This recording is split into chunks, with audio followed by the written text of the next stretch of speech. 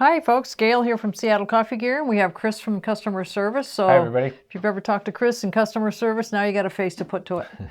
Is that good? That is good. That's good. We're here to talk about the Capresso EC Pro today and tell you a little bit about the features. Let's tell the folks a little bit about it, Chris. Yeah, this is a great machine. It comes with a scoop and a tamp, along with a bottomless ported filter for those more adventurous baristas. And then it comes with a regular portafilter that has a pressurized basket. That's a double, and this one is a single.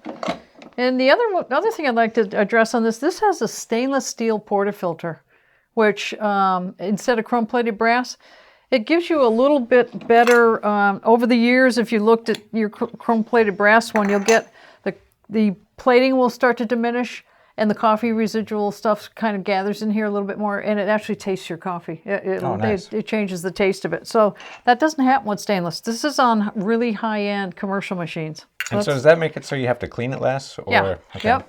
But if you take it out, you just wipe it with a rag. Yep. Oh, excellent. Excellent. Single boiler machine, so you can't brew and steam at the same time. But it does have a conventional steam arm here with a single hole. It does not have a panarello, so your technique is going to be important when you're steaming.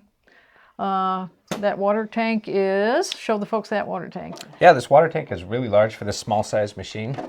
It is 50 ounces, so you can brew and brew and brew. Yep, easy to get at too.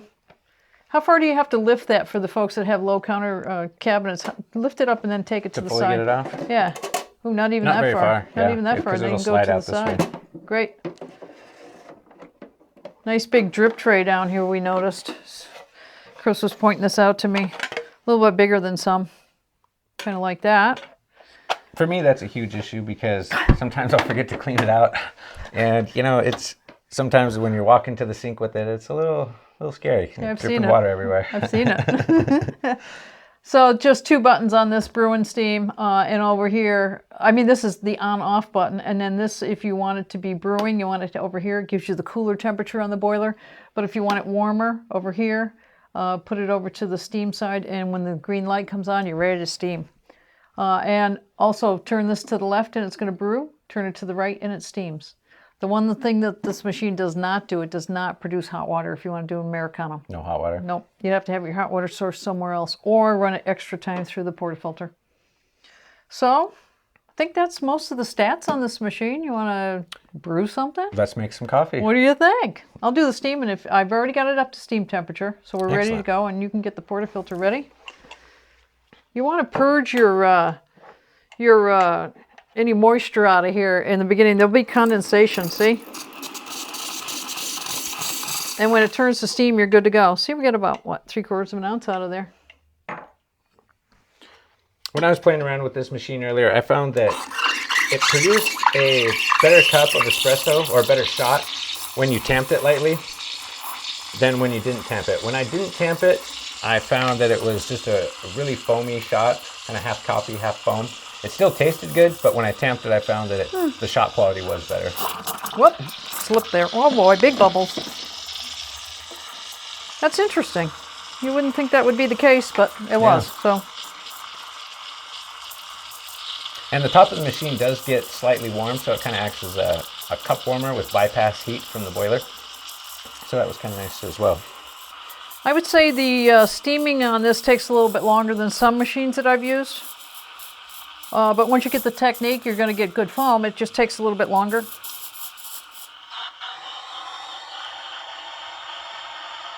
Any tips to help get a better froth out of this? Better microfoam or? Oh, it's like any conventional steam arm. You just barely break the surface so that you don't get these big Jagambi bubbles. So you just hear that little noise.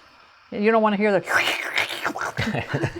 the big gargling. Yeah, we don't want that.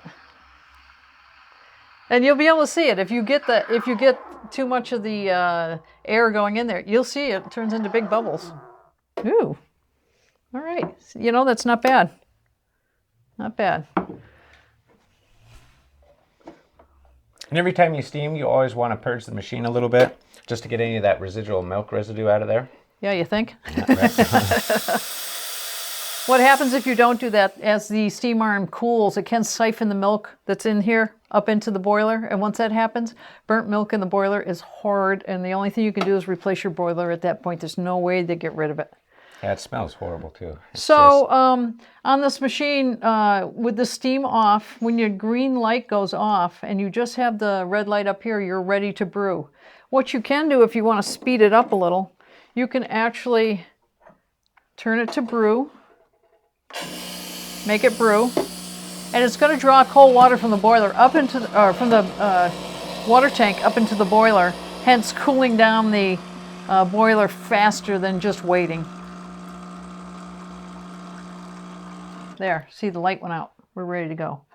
Yeah, overall I found this machine really easy to make a decent cup of espresso with little work, especially after I practiced, you know, seeing if it was better to tamp it or not tamp it. There we go. Whoop, sorry, on off. I don't want that. I want to. It's not going to brew. It's not going to brew. That's nice foam. That's not bad, is it? That came out really nice. Yep. Again, you could fine-tune your shots by getting your grind really perfect and using that bottomless portafilter. That would be a... Okay, now, have you been practicing latte art? I have not been practicing latte art. Darn. I made a cloud earlier, though. Did you? That's about as good as I got it. No latte art today. Oh, look at that. Oh, look it! I got a little something. It's a, yeah. It's like a budding rose bush. Is that what it is? Yeah, thanks. Possibly a four-headed snake. You want to try that? Yeah, absolutely. Yeah. That's pretty foamy. Yes, it is.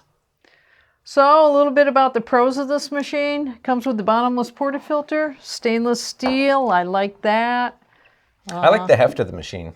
Yep, it's got a little bit of weight. You know, some of the machines in the single boiler category were kind of light, and so when you're moving the portafilter in and out, they tend to move around. But this one, this one kept in place pretty well. Yep. For the people that want to get all fussy about their foam, the single tip conventional is really good. The size of the water tank is good.